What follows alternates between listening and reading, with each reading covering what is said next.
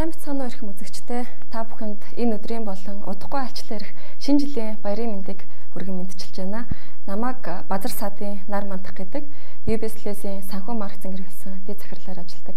Харин өнөөдөр та бүхэнтэйгээ UBS-ийн 2 дугаар суугаар гарах ажил амжилтын яриа нэвтрүүлгийн анхны дугаараар уулзж байна. Ажил амжилтын яриа буюу I нэвтрүүлгийн минь анхны зочноор манай студид санхүүгийн зах зээлийн холбооны ерөнхийлөгч, Мандал даатгал группийн ерөнхийлөгч, мөн UMC группийн төлөөлөл удирдах зөвлөлийн дарга, ноён Үлзий баярын ганц зэрэг хүрэлцэн ирээд байна.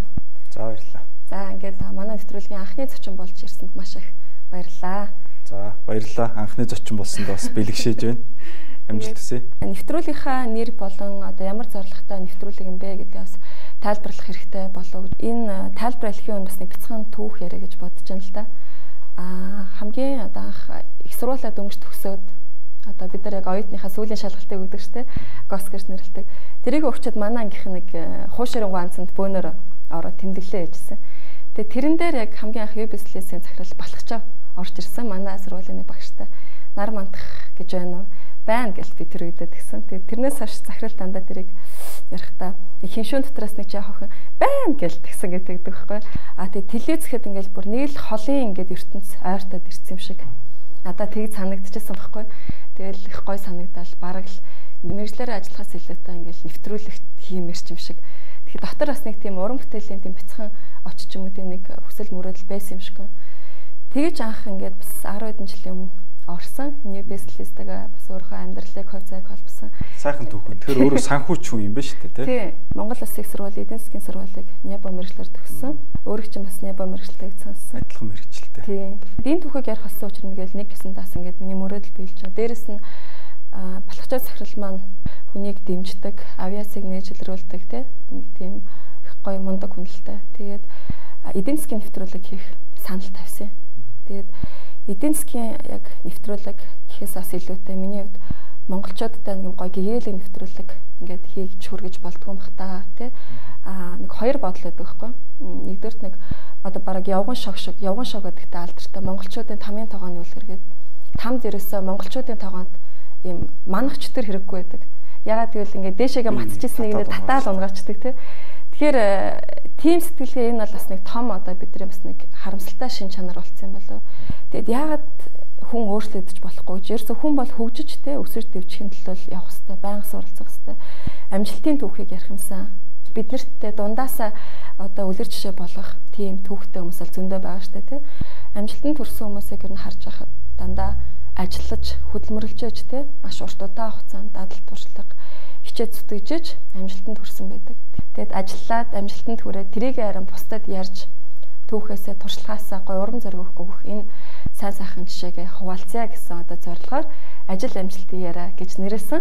Ажил амжилтын яриа маань бас товчлогдохоор I гэдэг үг болж байгаа байхгүй. Тэгэд нэг гадаадхан вау гэж тэгдэг штэ. Тэр шиг тэгээд I гэл ингээд нэг гоё би яг ховдоо тэгдэг байхгүй. Гоё ингээд жишээ сонсох ч юм уу хүн ингээд мундаг хүний түүх сонсохоор ямар гоё ингээд те ингээд тэгээд нэвтрүүлгийнхаа оройг болохоор би I буюу те үнэхээр ажил амжилттай ярихаар ямар мундаг хүн бэ гэсэн одоо ийм уриатаагаар явж байгаамаа. Ганц зэрэг гэдэг хүн бол бас яг залуу үеийнхэн миний бас үе тэнгийнхэн дотор I гэж хэлэхээр бас ийм явж ирсэн түүхтэй, туршлагатай, хэдийгээр залуу маш залуу ч гэсэн ийм хүн байдаг. Таныг анхныхаа зочноор урьсан юм аа. За их баярлалаа. Манай нэвтрүүлэгт амжилт хүсье. Маш сайхан түүхтэй ийм нэвтрүүлэг байна. Их олон жилийн турш явсаргаад бүтсэн нэвтрүүлэг. Заавал амжилттай болно гэж итгэж байна. Баярлалаа. Бас энэ нэвтрүүлгийг үзэх гэж байгаа үзэгчтэй бас баярлалаа. Хамгийн ихнийхээ асуултыг би амжилт гэж өрнө те юу юм болоо? Одоо амжилтын түүх, амжилтын нууц, амжилтад хүрэх тэдэ алах юм зарчим гэл ингээл хүмүүсийн маш сонирхдаг сэдв те. Таныхаар бол яг амжилт гэдэг ямар тодорхойлолт байх вэ? Яг өөртөө ч санал нийлж байна. Өөрөөр хэлбэл амжилт гэхээр зарим хүмүүс мөнгө гэж ойлгож байгаа шиг байна.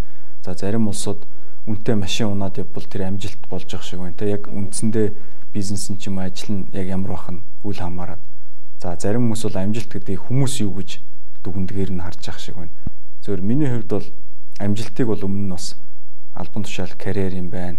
Тэгээ мундаг том банкнд том захирал хийх нь бол амжилт юм байна гэж бодож ирсэн үе би. Одоо харьцангуй залуу байхдаа. Өнөөдрийн төвшөнд бол амжилт бол миний хувьд бол зөвхөн миний өөрийн одоо өөртөө тавьж байгаа шалгуур юм байна гэж ойлгож байгаа. Өөрөөр хэлбэл амжилт гэдэг имийг бол би өөрөө мэдэрч өөртөө тавьж байгаа дүн юм аа. За тэгэхээр амжилт гэдэг бол ямар нэг оргилд хүрэх ч юм уу, дээшээ тэмүүлэх гэж хүмүүсийн сэтгүүд буудаг байх гэж бодож байна л да. Одоо уулын орой дээр гарцсан юм бол амжилт гаргацсан ч юм уу. За эсвэл үнэтэй машин унаа явж байгаа амжилт гаргацсан ч юм уу те. Тэгэхээр илүү тэр гэхээсээ илүү тухайн хүн дотроо зориг тавиад тэрэндээ хүрж байгаа бол тэгээ өөрөө зорилгодоо хүрлээ гэж дүгнж байгаа бол энэ бол амжилт юм болов уу гэж бодож байна. Өөрөө өөрийгөө ол юу гэж дүгнэдгөө амжилтанд хүрсэн гэж бодож байна те. Би нэг бас нэг тийм дотроо бодтой. Бас найз нөхдөд хэлдэг. Юу гэхээр уулын ориглон оройд нь биш бэлдэн вэ гэж. Тэгэхээр хүмүүс юу гэж хардаг вэ гэхээр уулын оройд гарсан хүн бол амжилттай. Бэлд одоо гарч чадахгүй тэнд ядраад суудсан хүн бол бас амжилтгүй юм шигээр бас харах тийм хандлага байж магадгүй. Оргил гэдэг бол хүний сэтгэлд байдаг зүйл. Энэ бол уулын орой байх албагүй. Тэгэхээр хүн одоо хүн хөлтлөө хорвоогоос хайлан альтлаа байнга зоригтой. Хүний амьдрал өөрөө маш том агуу зориг байдаг. Энэ дотор маш олон жижигхэн зорилгоодыг тавиал нэг нэгээр нь хүрээл ингээл явж явах хэрэгтэй гэж би хардаг.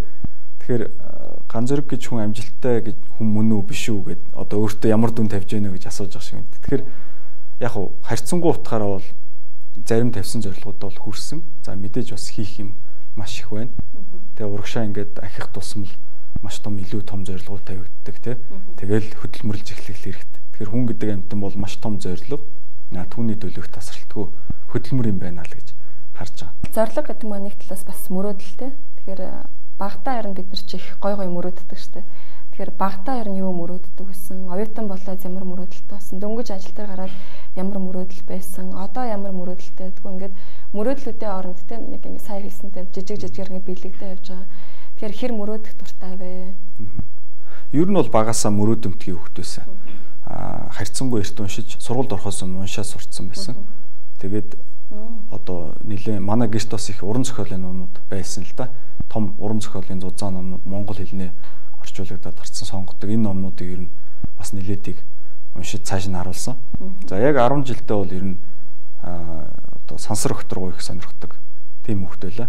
За яг хөө тэгээд их сургуульд ороод нэгтлэнгийн чиглэлээр тэгээ өмнө нь мөрөөдөж байгаагүй мэдээж мэрэгжил би ер нь нэгтлэнгийн ангид орсон хүмүүс нэгтлэн бодогч юм бол болох юмсан гэж мөрөөдөд орж исэн хүн байдаг гэж бодохгүй нөө та яасан тэгсэн үг бас үгүй юу? Архитектор болно гэж үг нь боддог байсан. Манай аав ажиллахаар ингэж хэлж байгаа. Миний охин ерөөсө нэгтлэн болоо. Хаанч ажилтаа гэдэг ч байгаа байхгүй. Тэгэхээр тэдний бас нэгтлийн бас буруу биш те. Хүүхдээ нэг хаанч гэсэн ажилтаа амьдралтаа яваасаа гэж боддог.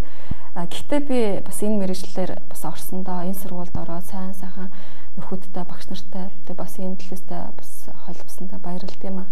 Тийм. Тэгэхээр миний хувьд бол яг өөртөө ч адилхан. Миний эцэг их бас ойлгоод нэгтлэнгаар яваа. Мөнгө санхүүтэй хоёрт бол одоо тий илүү амжилтанд хүрнэ гэд бас өөрсдөө өнцгөр тодорхойлоод ингээд нэгтлэнтэй ер нь амьдралаа тий нэгтлэн бодогч руу гэдэг юм руу ингээд ороод явсан. Яг нэгтлэн бодогчоор ажиллах тийм типийн хүн биш юм байна. Тийм төрлийн хүн биш юм байна гэдгийг бол ерөнхийдөө явцын дунд ойлгосон л доо. Тэг яг суугаад бодсон. Нэгэнт амьдралынхаа 4 жилийг одоо энд зарцуулж байна. За нэгтлэнгаас арай жоохон өөр юм хийвэл одоо надад дээр юм шиг санагдсан л да. Илүү олон нийттэй холбоотой. Энэ нэг 3 дахь курс сургуультай багтаа. Сургуульд багтаа. Би бас одоо бас зөв зарим хүм оюутнууд те. Тэгээ энэ 4 жилийг юу ч сурахгүй өнгөрөөчвөл энэ маш харамсалтай болно гэдэг үүднээс ийм санаа хэлж байгаа. Би бас яг өөрөө Японоор төгсөөд те бас ажиллаад бас энэ салбарт явж байгаа. Дээр нь яг ижлэхэн бас мэдрэмж төрж л да. Тэгээд миний хувьд бас юу бодож байна л да. Өөрөө бас их тэрийг их эрт мэдэрсэн бас их мундаг байна. Тэгээд ерөнхийдөө яг нэгтлэнгаар сурсан ажиллах явцдаа бүр илүү мэдэрсэн л дээ. За энэ ажлыг бол ерөнхийдөө хийж болж байна. Мэдээж сонирхолтой. Би өөрөө сурж байгаа учраас гэхдээ яг миний түрүү нөгөө хэлсэн те яг хувь хүний одоо амбиц юм те энд арай биш байна гэд. Тэгээ нэлийн эрэлхийлж ихсэн. Яг одоо төгсөх 4-р курст ороод нэлийн эрэлхийлсэн. Яг юу хийвэл болмоор нь яавал болмоор. Тэгээ ингээ явж байгаа нэг дилер гэж юм байдаг тухай олж мэдсэн. Тэгэл ерөнхийдөө тийшээ эхний амьдралынхаа одоо том алхмыг хийсэн дээ сургуулаа төгсөөд. Өөрийгөө бас их сайн таньж чадсан байна те. Хүсэл сонирхол юу вэ? Энэ бол бас их амжилтанд хүрэх бас том алхам байх гэж бодож байна те. одоо болтол өөрийгөө танилгүй одоо юу гэдэг зөвхөн биеийн сургуулийг төгссөн энүүгээр л явах хэрэгтэй гэдэг хичнээн хүн өөрийнхөө авьяас чадвар одоо хайрын тэр боломжоо алж байгаа шүү дээ.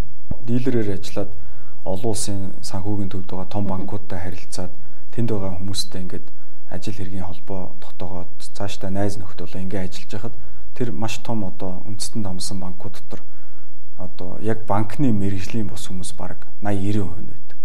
Тийм үү. Тийм баруунд ерөөсөө одоо хүн ямар нэг чиглэлээрээ сураад сургууль сурж байна гэдэг маань ерөөсөө хүн өөртөө зориг тавиад тэнд хүрээд өөрийгөө дайчлаад ямар нэг мэдлэгийг тултал нь эзэмших тийм чадварыг л суулгаж байгаа юм шиг санагдаж байна. Тэгэхээр тэнд барилгын инженер байдаг, геологч байж байдаг, эмч хүртэл ажилласан явж байдаг. Эмч хүн үү? Тий, банкнд очсон, банкир болсон, мундаг банкны захирал болсон хүртэл явж байдаг. Түүхч хүн тэнд явж байна, философч. Тэгэхээр энд бас бид нэр залуучуудад бас ингээд магадгүй энэ маань сургамжтай байж магадгүй. Заавал энэ мэрэгчлэр одоо дуртай юм шиг, дургүй юм шиг аав ээж хэлцээ учраас сурч төгсөөл тэгэл энэгээрээ явах тийм албагүй.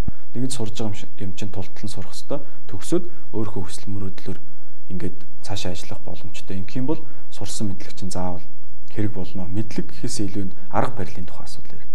Өөрийгөө дайчлаад шийдвэр гаргаад хүрээд сурчнаа гэдэг маань маш хувь хүний боловсрал болоод явчихж байна. Тэгэхээр манайх боловсрал гэхээр нөгөө яг цаасан боловсралыг ярьдаг диплом эсвэл хэдэн ном уншсан гэдэг. А гэтэл нөгөө хүний өөрийн амьдралд хандах арга барилын боловсрал гэдэг бас маш том юмыг энэ их сургуулиуд маань заадаг. Хүн өөртөө бас заах хэрэгтэй. За их сургуулиуд маань бас энэ дээр ирээд анхаарах хэрэгтэй болов уу гэж бодож явдیں۔ Анх ажилд орохдоо ер нь яаж орсон бэх өрсөлдөөнтэй байсан шиг. Худалдаа урлагийн банк бол тэр үнэхээр одоо анхдагчдын нэг те маш нэр хүндтэй өрсөлдөөнтэй. Ер нь банкны анги төгссөн хүмүүсүүд бас яг худалдаа урлагийн банкд орох бол мөрөөдөлтэй бас тийм байсан шүү дээ те. Миний хувьд бол банкны бус сургууль төгссөн худалдаа үйлдвэрийн дээд сургууль гэдэг сургуулийг тэгээд Нэгтлэн бодгч чиглэлээр ингээд төгссөн. Худалдаа хөгжлийн банк маань одоо зөвхөн Муйс ч гэдэг юм уу те тийм сургуулийн банкны анги төгссөн хүмүүсийг улаан зураас татаад авдаг юм банк байла. За одоо ч гэсэн тийм байгаа бох. Тэгэхээр зөвөр би бас тухайн үед намайг ажилд авч ирсэн захирлуудаа бас талархалтай хандтай. Миний одоо мөрөөдлийг сонсоод диплом дээр үнэлж шийдвэр гаргахгүй. Өө чи ийм өөр мэрэгчлэр төгссөн байна. Одоо өөр сургууль төгссөн байна гэдгээс илүүтэйгээр энэ хүний одоо хүсэл амбиц юу юм бэ? Энэ хүн чадах уу гэдэг нөх хүн дээр нь шийдвэр гаргасанд бас маш их талархалтай явдаг. Яг ямар захирал байсан? Хин гэдэг захирал байсан тэр?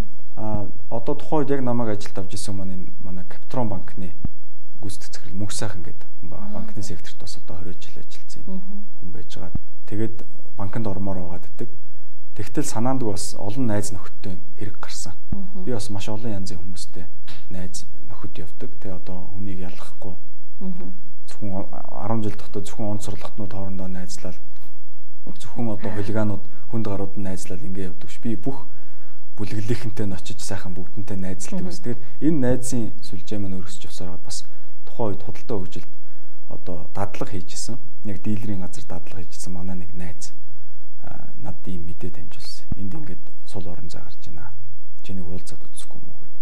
Тэгээд би яг харилцах контакт юм аваад холбогдоод уулзаад тэг мөрөөдлөө хэлээд одоо Монголын топ дилер болмоор байна гэд ингээд ажилд орж исэн түүхтэй л дээ.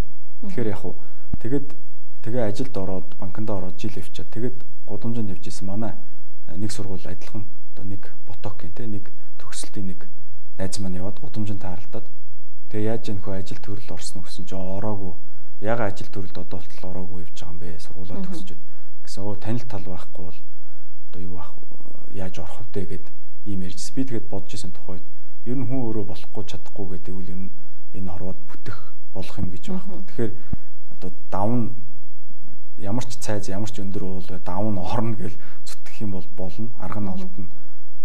Том чухал хичээл байд юм байна гэж дотроо бодож ирсэн. Яг тухайн үед бол бас яг ажилд орно гэдэг чинь хэцүү байлаа шүү дээ. Одоо баг ажилд орохын тулд ахуул өгдөг. Одоогийн шиг ингээд маш олон компаниуд бий болсон сайн хүн хайгаад хоорондоо өрсөлддөг юм биш арай өөрөө ч гэсэн мэдж байгаа хэрэг. Тэгэхээр тийм байд юм бэлээ. Энэ бол бас их сургамжтай юм байна гэж бодож ирсэн. Тэгээд эндээс ажилд ороход бас нэг өөр давуу тал байсан гэж би бас ойлгосон байхгүй. Бидний энэ төр гэдэг чинь бас ихэнх нь Монгол сургуулиуд ч гэсэн орос хэл дээр хичээл ороо авцсан тийм нэг хаастдуучсан. Тэгээд англи хэлийг бол дөнгөж л сурч эхэлж байсан байх. Тэгээд англиний олимпиадад тэр үед оролцож байсан юм уу? Тийм. Яг сургуулаа төлөөлж оролцоод ихтэй сургуулаад хэдэн курстэй? Тэр чи одоо 3 дахь курстэй юм байна. Ер нь хизээнээс англи хэл сурч эхэлсэн. Ер нь бол 10 жилд байхаас 10 жилүүд нэг англи хэл зааж эхэлсэн. Тэгэхэд л ерөнхийд нь суурийн тавьж сураад. Тэгээ манай ээж бас их шахдаг байсан. Тэгэл яг бас их алсыг харсан байна тий. Тийм. Мань хүн ер нь их алсыг харсан юм шиг байна. Би тэгээд мань хүнд бас их талархалтай. Яг баярлалаа. Тийм баярлалаа гэж хэлж байгаа. Тэгэхээр их шахдаг байсан. Би бол тухайн үед мэдээж 10 жилийн хугацаа залхуурна. Дургуутсан. Гэхдээ яг бас нэг тэр чинь 100% шахалт орж ирэхэд нэг 20% нь сураад яваадсэн. Тэгээ ингэж явсараад ерөнхийдөө англи хэл маань боломжийн төвшөнд ороод ирэхэд нэг тийм Америк ирхэн байсан. Бид нэг 2-7 хоног англи хэл заах тийм боломж гараад ингээд тэр мань хүн болохоор надад нэг юм ном бэлгэлсэн. Би одоо сагсан бөмбөг сонирхож тоглодог байлаа их сургуультай.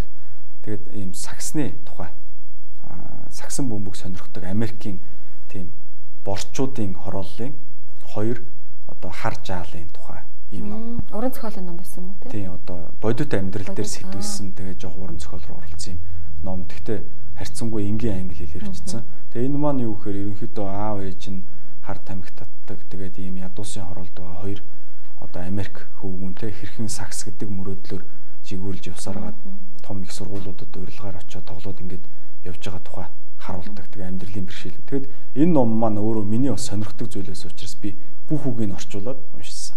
2 сарын дотор. Тэг одоо манай энэ залуучууд бас тийм их анзаардаг.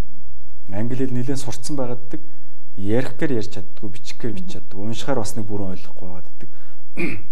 Энийг ерөөсөө яг цэг тавиад шин шатанд гаргаж ирсэн. Энэ номыг уншсанараа. Тэгэхээр бас нэг юм үг байдаг шүү дээ. Нэг зөв газараа зөв цагтаа бас байж чадах юм бол тий. Яг нэг зөв замаар явдаг гэдэг.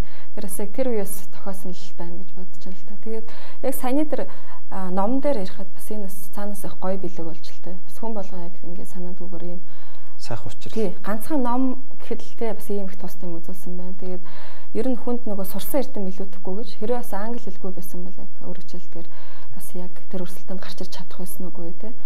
Тийм байсан байна. Тэгээд бас сонирхолтой түүх байна. Баярлалаа. Тий. Ингээд ном англи хэлний талаар ярьсан дээр ер нь суралцах одоо арга барилын талаар тий.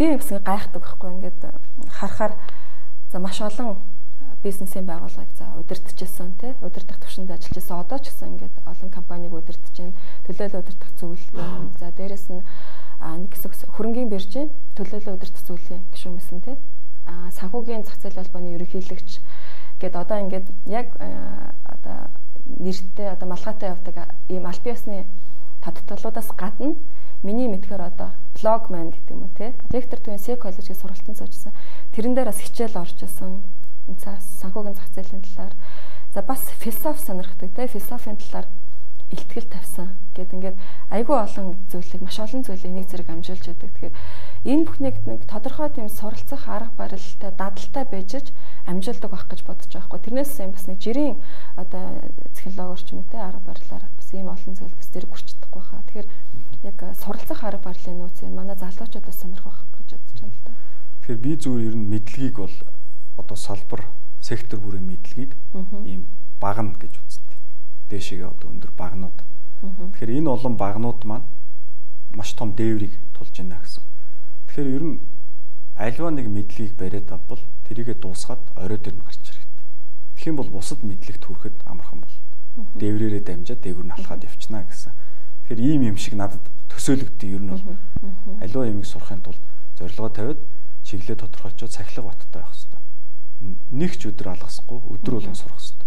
Залуу улсууд гадуур дотор нагц ингэж явал шөнө 1-2 гэл гэртээ орж ирвэл би суугаал 20 үгээ цээжилдэг гэсэн. Тэр нь одоо оюутан байх үед ажил дээр гарсан үед үү? Тэр оюутан байх үед. Оюутан байх үед. Оюутан байх үед. Тэгээд ажил дээр гарах ч гэсэн яг энэ арга технологи хэрэгэлсэн. Дилерийн мэдлэгийг сурна гэдэг яг банкир биш банкар төгсөөгүй хүнд бол бас нэлээд хэцүү. Цуг үеийн найзууд маань цуг банкнд ажилд орсон. Яриад байгаа юм нь ойлгохдохгүй. Тэр нэгтлэн бодохынхоо суурийг ашиглаж хагаад тэрийг бүгдийг яг одоо шат дараалт сурсан. Ерөнхийдөө 3 сар бол одоо яг өдөр болгоо 3 цаг суралцдаг байсан. Тэгэхгүй болохоор хүмүүс яадаг юм шиг харагддаг вөхөр зарим хүмүүсийг харахаар нөгөө багнаар дээшээ ингээд авирж байгаад яг дунд нь хүрээд тэгэхээр бас нэг нэлээд өндөрт гарцсан харагдаж шүү дээ. Сэтгэл хандаг. Тэгээ буцаа гулсаа буучдаг. За эсвэл зарим нь болохоор шантардаг. нэгэн цагаа зарцуулаад энерги зарцуулаад дээшээ авирцсан юм чинь гүрийж байгаа дахиад дээшээ авирчих юм бол гарч байна. Тэгэхээр магадгүй одоо та илүү сайн мэдэх байх л та. Одоо ингээд уул руу бид нэр хаяа ингээд 100 ч юм уу 100-аад авирахаар эхлээд айгүй хэцүү байдаг те. Бактериал өөх гээл те. Тэгээ жоохон гүрийгээ явчих тэр бүх юм онгоогоод гар хөл уян хатан болоод цаашгаа оройр нь түртэх юмгүй гардаг шүү дээ. Тэгэхээр мэдлэг бол ерөөсөө яг энэ. Одоо миний таньдаг хүмүүс дотор хүртэл байна шүү дээ. Одоо англи хэл сурах юмсан гэд 20 дахь жилдээ яриад явж байгаа. Одоо болтол сураагүй л байгаад идэг те. Тэгэхээр ерөөсөө барьж авал энэ 3 сарын дотор л энийг дуусгах хэрэгтэй. Тэгээд дараагийн юм руугаа орохгүй бол амьдрал дэндүү хайр. Өөрөөр хэлбэл тэр яг багнаар дээшээ авирахад ерөөсөө сахилга бат гэдэг юм хэрэгтэй л гэж. Сахилга бат. Хэрвээ таны үгийг та өөрөө хүндлэхгүй бол хинч хүндлэхгүй. Тэгэхээр яг сахилга бат гэхээр бидэрт нэг юм жоохон юу буугаад байдаг шүү дээ. Багаас нэг юм сахилга бат гэдэг үг маань уг нь маш чухал боловч бидний ай танд нэг ингээл одоо шийтгэл маягаар ухамсарт суудсан байдаг юм санагддаг байхгүй. А гэтэл сахилга бат маань яг саяны яг тайл нь яг өөрөө ч ярианд гарч ирж байгаа шиг юм л та. Өөртөө хүндэх, өөрөө хүндтгэл гэдэг юм те. Тэрнгээр яг гой хөшөөрөгдөөд яг сахилга баттай байгаа тууштай чадах юм бол орой дээр нь гарч чадах нэ те. Орой дээр нь гарцсан оноо бол өөр ямар ч багнадыг дээрээс байгуулж болно гэдэг одоо өөрөө чинь арга барил. Өөрөөр хэлбэл сахилга бат гэдэг бол зэвсэг гэсэн үг. Арга барилаасаа нууцаасаа хуваалцсанд бас их баярлалаа. Залуучууд маань сонсож байгаа. Надад тэр блог хөтэлдэг талаар ч юм бас асуумар санагдаад байдаг байхгүй юу? Их олон сэдвийн талаар бичдэг. Нэг уншихад одоо санхүүгийн зах зээл гэвчдэг. Нэг болоход хүний мораль, эсвэл компани одоо ёс зүй, сортгон, соёл, заримдаа философийн талаар ч гэдэг. Эсвэл соёл, иргэншил, бүр хүний одоо ДНК тий тэр мөрний талаар хүртэл мэдээлэл ингэ бичсэн байдаг. Тэгэхээр энэ бас яг хэлний мэдлэг тусалдаг баг. Дээрээс ч бас олон талын сонирхол бас нөлөөлдөг баг. Яванда нөгөө уран зохиолын ном уншдаг байсан маань хэрэг болсон. Тэр маань бас зөв ярих, эмх зэгстэй ярих, тэгээд зөв бичих тийм юм ингээд хүн суулгаад өгчдөг юм байл. Тэрнээс нөгөө дөрмийн олон ангиллыг би ерөөсөө ойлгодгүй. Тэрнээс болж 3 авдаг гэсэн. Уран зохиолын хичээлд бол сайн байсан. Яа тэгэхээр нөгөө хичээл дээр үзэж байгаа сэдвүүдийг үзсэн байдаг. За энэ зохиолыг ярихэд би гараад ярьчдаг. Ягаад гэвэл өмнө нь уншицсан байдаг байсан учраас сонирхлоо. Тэдрийг бас нэвтрхий системчлээд, схемчлэл те тэрнгээр заавал сурах гаддаг тэр аргаар хүн бүхэнд бас тохиромжтой биш байх л та. Одоо барууны сургалтын системийг, дунд сургуулийн системийг харж байхад ерөөсөө хүнийг одоо чөлөөтэй сэтгүүлж задгаа сэтгэдэг болгож сургаж явах шиг байгаа. Тэгээд дээрээс нөгөө үнэт зүйлсийг шингээж өгдөг. Одоо хувь хүний одоо үнцэн тэ их орноо хайрлах сэтгэл, хүмүүст хандах одоо тэр хандлагууд ямар байх ёстой юм, өөртөө тавих шаардлагууд гэдэг хувь хүний нөгөө боловсрал энэ юмн дээр илүү их анхаардаг. Хувь хүнийг сайн зэвсэглээд өгчвөл хүн өөрөө мэдлэгээ олж авч чадна. Барууны систем бол ерөөсөө энэ түвшин рүү хөгжсөн байж байгаа. Бидэнд ер нь ямар иргэд хэрэгтэй вэ гэхээр өөртөө хариуцлагатай хандж чаддаг, хүмүүстэй инэрэнгүй байж чаддаг, тийм хувь хүний зохион байгуулалттай, соёлтой, ёс суртахуун, зан төлөвшлийн цогц ойлголттой юм хүмүүс байх хэрэгтэй. Тэгэхээр энийг болохоор зүгээр нэг хичээлээр заана гэж энэ бол буруу. Тийм учраас блог дээр янз янзын одоо миний блогийг бас тодорхой хэмжээний хүмүүс тооны хүмүүс уншдаг учраас тийм байлаа. Янз янзын сэдвүүдийг хөндөж тал талаас нь бичгийг оролддог. За би өөрөө амьдралдаа баримталдаг зарчим аливаа асуудал бизнес ч вэ амьдрал ч вэ асуудлыг олон талаас нь харах нь зөв юм байна. Тэгэхгүй хүн болгонд өөр ингэсэн харах үнцэг байдаг. Гэтэл энэ үнцэг маань зөв үнцэг мөн үү?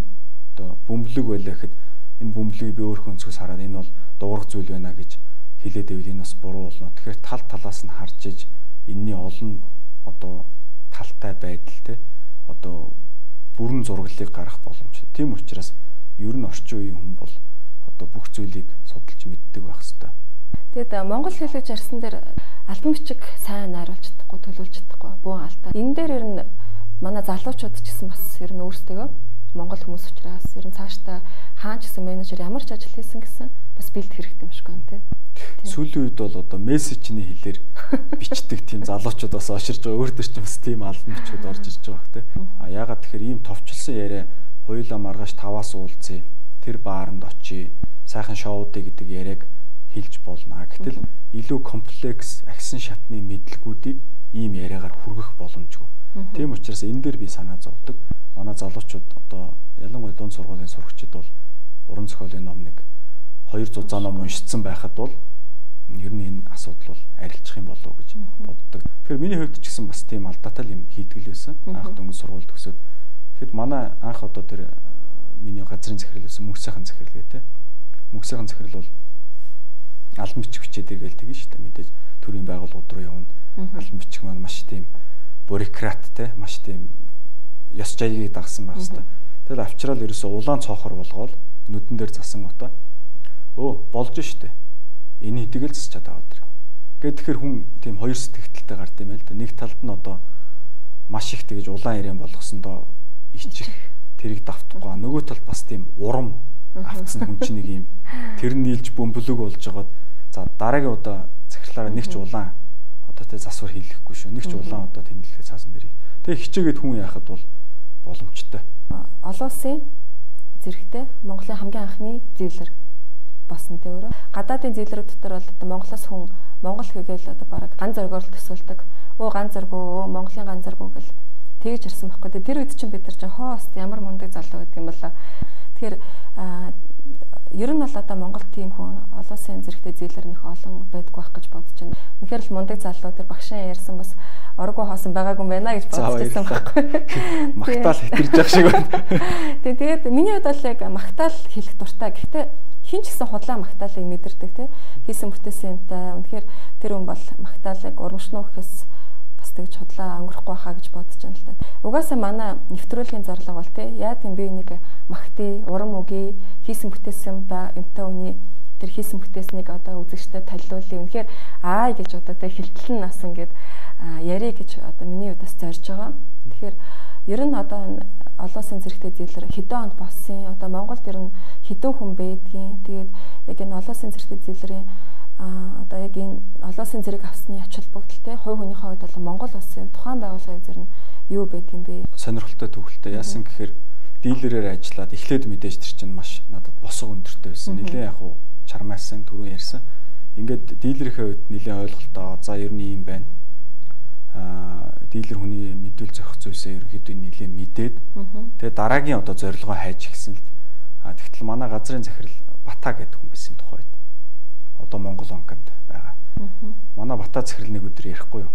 Ийм олон улсын санхүүгийн зах зээлийн холбоо гэж байд юм аа. Тэгээ энэс ийм шалгалт аваад дилерийн сертификат гэдэг юм өгдөг шалгалтанд тэнцсэн улсуудаа. За энэ сертификатыг авчих юм бол одоо дилерийн хувьд олон улсын шатанд очлоо л гэж ойлгоо шүү дээ гэдэг иймэрхүү юм яриа яригдсан. Тэгэл ерөөсөө би шийдвэрээ гаргаад хүн бол тэ амьдралын бүтээмжтэй хугацаа хязгаартай тэ бид бүгд л тодорхой хэмжээнд хөгшрөөд өвгөрөөд ингээд тэтгэвртэй гарна. Тэгэхээр тэрнээс өмнө ер нь хурж болох цэг гэж юу гэдэг нэг юм бодлоо. Үзээд алтай. Унах юм алга тэ. Нөгөө нэг талаас бас нэг энэ Монгол бахархал гэж юм ярьдаг штэ зүйлээ. Энэ Монгол бахархлыг бас төрүүлэхэд нэг хувь нэмрээ оруулчих юмсан гэж багасаа боддог байсан. Яад энэ тэр шалгалтанд тэнцэхгүй л байна үст те. Үзээд алтыг. Тэгээд санхүүгийн зах зээлийн холбоотой холбоо бариад тэгээ Монгол улсаас одоо өгөх гэж байгаа анхны хүн юм байна те. Тэгээд шалгалтын төлбөр бас хөөрхөн тухайн үеийн ханшаар нэг $400 байсан гэж байна. Тэгээд тэр $400 хөнгөлж гисэн холбоо маань бэлддэг ном нь гэж байдаг. Бас нэг $200 гаруй юмтай. Тэрийг ингээд цалингаа цуглуулж жагаад номыг худалдаж аваад ном маань ч хүрээд ирлээ. Тэгэд ерөөсөө номоо ирж жагаад өдөрт 3 цагаар бэлдэж гисэн өдөрт цайны цагаар 1 цаг, орой гэртээ хараад 2 цаг ингээд тасралтгүй 3 сар бэлдээд тэгээд нөгөө шалгалт авдаг газар нь дэлхийн олон газар бий. Тэгээд Хятад байдаг те. Тэнд очиж шалгалтаа өгөөд тэнцсэн юм а 2004 онд. За одоогийн байдлаар бол ямар ч сан 2 хүн байгаа. Олон улсын зэрэгтэй гэж хүлээн зөвшөөрөгдсөнээр одоо яг үнэхээр Монгол улсад маань гэдэг юм те Монголын банкны салбарт ямар ач холбогдолтой байдгийг. Ер нь бол манай дилерүүд ерөнхийдөө сайн Монгол улсын үед гэтэл санхүүгийн зах зээлийн маань хөгжил маань зөвхөн дилерүүдээс хамаарахгүй. Энэ мэдлэгийг мэдснээрээ бид санхүүгийн зах зээлийг бас хөгжүүлэх тийм өөрийн гэсэн ажлуудыг хийх ёстой. Тэгээ эндээс энэ санхүүгийн зах зээлийн холбоо гэдэг юм үндэс суурь гарч ирсэн. Тэгэхээр хувь хүн өөртөө ингээл нэг мэдээл за би ингээ олон улсын зэрэг авчлаа гэд ингээд зогсвол энэ бол хэрэггүй нөгөө одоо нэг их сургууль төгсчөөд ажилгүй гудамжинд явж байгаатай адилхан юм бол дипломын цаас шиг бол. Тэгэхээр ерөөсөө энийг Монгол улсын санхүүгийн зах зээлийг хөгжүүлэхийн тулд дийлрүүд нийлээд холбоо байгуулах хэрэгтэй байна. Энэ мэдсэн сурсан зүйлээрээ хөгжилд хувь нэмэр оруулах хэрэгтэй байна. Яг тэр санхүүгийн зах зээл бол улс орны хөгжилд бол маш чухал юм дэд бүтцээ байгаа. Тэгээ ингээд цаашаа хөврөөд дараагийн зорилгод гарч ирж байгаа. Тэгэхээр эхнийхээ зорилгыг хийхгүй бол дараагийн зорилго хязгаарч гарч ирэхгүй. гэдэг имийг би энэ одоо амьдралын хичээлээс ер нь бол сурч авсан. Танай холбоо одоо 2004 онд байгуулагдсан тийм 8 жил. Ер нь ямар үйл ажиллагаа явуулдаг? Гишүүнчлэлтэй юм уу? Одоо энэ байгууллагын гол явуулдаг үйл ажиллагаа нь юу вэ? Тэгээ манай холбоо бол одоо санхүүгийн зах зээл дээрх энэ санхүүгийн болон эдийн засгийн мэдлэг олгодог хамгийн том холбоо байж байгаа. Одоо сүүлийн 8 жилийн турш бид маш олон мянган хүнд энэ санхүүгийн мэдлэгийг дэлгэрүүллээ. За жил болгон сэтгүүлч нарт уламжлал болгоод зөвхөн сэтгүүлч нарт зориулаад санхүү эдийн засгийн үн төлбөргүй сургалтуудыг хийж ирлээ. Энэ холбоог бол хизээч бид мөнгө олох зорилгоор ашиглаж ирсэнгүй. Хизээч хэнээч одоо тусламж төслийн мөнгө авч үзээгүй. Зөвхөн дийлрүүд, санхүүч нар, банкирууд өөрсдөө карманаас мөнгө гаргаад үйл ажиллагааг нь явуулдаг. За яг одоогийн байдлаар бол холбоо маань бүр илүү одоо эдийн засгийн судалгааны институт маягтайгаар бүр ингээд хөгжлийн дараагийн шатанд ороод явж байна. За энэ маань юу хэлж байгаа гэхээр бид яг одоогийн байдлаар эдийн засгийн 4 индикатор гаргаж байна. Улирал болгон мянган хүнээс одоо эдийн засгийн идэвхтэй хүн амаас судалгаа аваад хэрэглэгчийн хүлээлтийн индекс гэдэг зүйл гаргаж байна.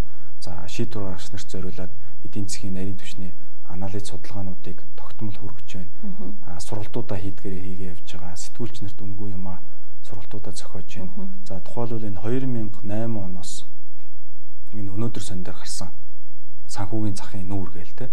Энэ нүүрийг чи одоо бид бүх дизайныг гаргаад бүх тоог нөгөө явчихсан. Одоо өнөөдөр сонныхаа маань өөрсдөө аваад жишээ нь бие даагаад явж байгаа ч те. Гэх мэтлэн Монгол улсад өнөөдөр сэтгүүл зүйд бай ард түмний дунд ч санхүүгийн мэрэгчлэтнүүдэд зөв нэр томьёогоо хэрэглэж ярьдаг. Санхүүгийн мэдээллийг зөв хүргэдэг, зөв ойлгодог. Энэ тал дээр бас тодорхой хэмжээнд өөрсдийнхөө үүргийг гүйцэтгэсээр ирсэн. Цаашид ч илүү олон юм том ажлууд хийх төлөвлөгөөтэй явж байгаа. Нэг бас асуулт бүр ингээ асуумар санагдаад байгаа байхгүй. Хэрвээ таныг те за одоо ич хідэр ч гэдэг үгээ бодчихл та Монгол улсын одоо энэ төрийн өндөрлөгүүд те одоо удирдах дэд албан тушаалтны аль ч тушаал дээр нь хамаагүй одоо маргааш гэхэд 50 гэсэн нэг юм боломж гараад ирэл та. Тэгм бол та яг ямар албан тушаалыг сонгоо те Монгол улсынхаа хөгжил одоо эдийн засгийн те одоо нөхцөл байдлыг мэдж байгаа нэг юуны дөрөнд одоо ямар алхам хийх вэ гэдэг юм уу? Ийм бас асуултыг тамир бүр эхнийхээ дугаар дээр заамал тамир санагдаад байна л та тий. За наад чи маш их хүнд асуулт байлаа. Гэхдээ асуулт маань хүнд болооч хариулт нь ингээ. Хэрвээ тийм албан тушаал дээр тавигдвал гээд мэдээж надад бас тийм амбицтай үе байлаа. Одоо салбарт банкны салбарын хүний хувьд миний одоо карьерийн дээдл бол Монгол банкны ерөнхийлөгч болох ч гэдэг юм уу. Ийм зүйлс бодож явсан үе бий. Гэхдээ одоо би илүү арай жоохон өөр төвшөнд асуудлыг харж байгаа. Юу гэхээр ер нь яах гэж албан тушаал авд юм бэ? Монгол улсын ерөнхийлөгч бай, ерөнхий сайд, Монгол банкны ерөнхийлөгч бай, те банкны захиралч бай. Ерөөс үндсэн зорилго нь юу юм бэ?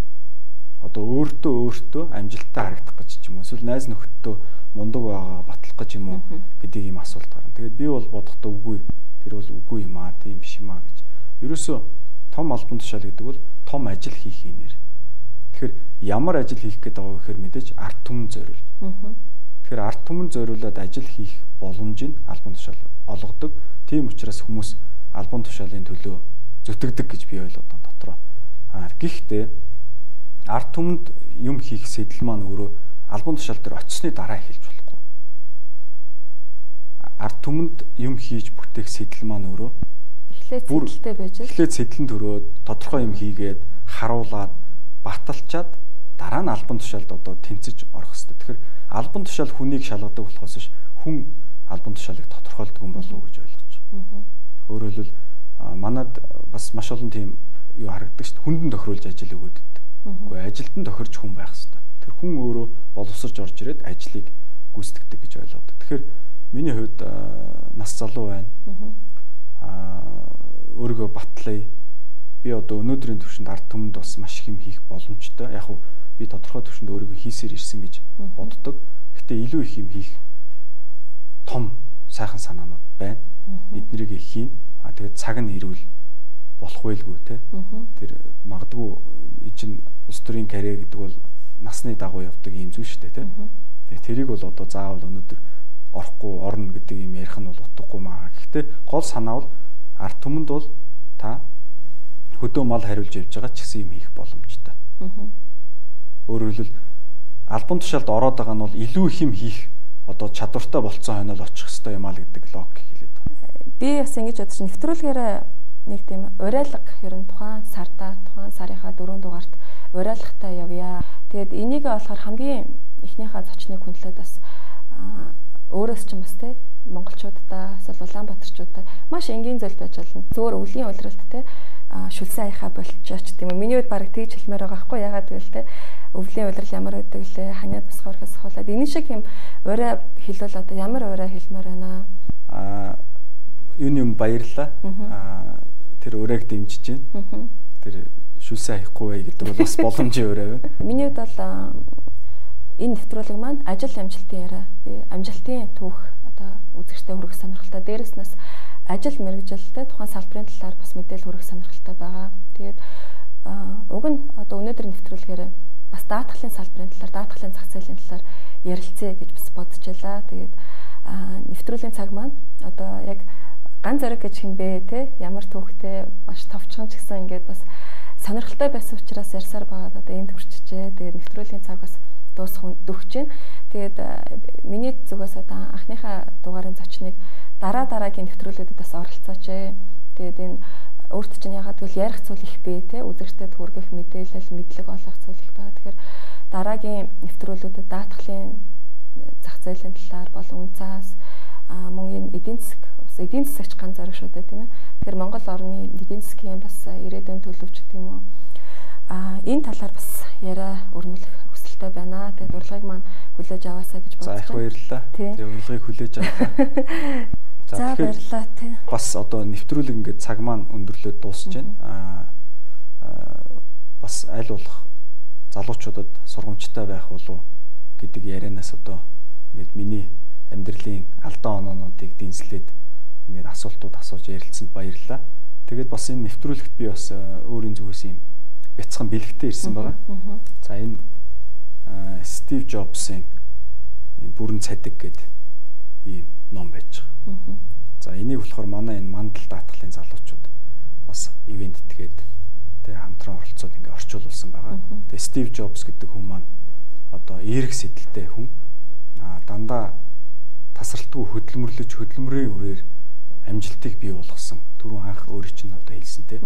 Хөдөлмөрийн үрээр хүн юунд хүрч болох вэ гэдгийг харуулсан юм домог болсон юм хүн байж байгаа. Харамсалтай нь одоо нас орсон. Гэхдээ энэ хүн өнөөдөр орчин үеийн одоо хүмүүсийн амьдралын чанарыг сайжруулах тал дээр агуу юм хийсэн юм хүн. Гэхдээ энэ хүн хизээч Америкийн ерөнхийлөгч болоогүй, хизээч Америкийн одоо төв банкны ерөнхийлөгч бололгүйгээр энийг хийсэн. Тэгэхээр одоо энэ төрөл бүтээгдэхүүн гэж тийм тийм. Тэгэхээр энд ингээд бид бүтээгдэхүүнүүдийн тасралтгүй хэрэгжилж байна. Маш олон хүний амьдрал тустай зүйл хийсэн юм байна. Тэгэхээр одоо гол асуудал бол энэ юм аа. Эерэг байх ёстой. Ард түмний төлөө байх ёстой. Тэрнээс биш ямар машин унж байгаа, банкнда хэдэн төгрөгтэй, ямар албан тушаалтай бол огтхон чухал биш юм шүү гэдэг одоо өөрийнхөө үзэл бодлоор одоо нэвтрүүлгийг өндөрлөөд энэ номыг танд гардуулж өгөх гэж байна. За баярлалаа. Тэгээд би бас нэвтрүүлгээрээ дамжуулаад те хүмүүст бид нар түрүү ярьсан бидний үеийнхэн бас их уран зохиол уншдаг байсан. Тэгээд тэр хэмжээрээ төсөөлөл бас их гоё зүйлүүдийг олж авчихсан. Тэгээд манай нэвтрүүлгийн Аа гэдэг номын сантай бас болъё гэж судаж байгаа. Тэгээд энэ ч ингээд 50-аар номын 50-аар бас ингээд бэлтчихэд байгаа. Тэгээд нэвтрүүлгийнхаа зочдоос олон сайхан ном авах байхаа гэж бодож байна. Тэгээд мандал даатгал компани би бас их юм хүмүүст оюунлаг зүйл хэрэгдэг те бас бусдаас ялгархтаа сайхан хичээлүүд хүмүүст өргөж байна. Одоо эрсдлийн менежмент, одоо бизнес төлөвлөгөө зохиох гэдэг ч юм те. Тэрнээс гадна ингэж яг ном ингэж ивент тэтгэнэ гэдэг нь өөрөө их буянтай. Их сайхан оюуныг түгэж аваад их баярлалаа. Тэгээд бас энд намнаас сайдсаа яа маш их баярлалаа. Тэгээд би бас өөртөө нас нэвтрүүлгийн маань урилгыг хүлээж авч ирсэн талархлаа илэрхийлээд миний бас нэг сүүлд унсан нэг эмпати төвийн амьдралаас ургасан амжилтууд гэж ном жижигхэн ном байлаа. Тэгээд их олон хүний түүхтэй. Тэгтээ дотроо бас их тийм товч бичсэн. Тийм ном байлаа. Тэгээд тэр их таалагдсан. Тэрийг бас дурсгая гэж бодож байна.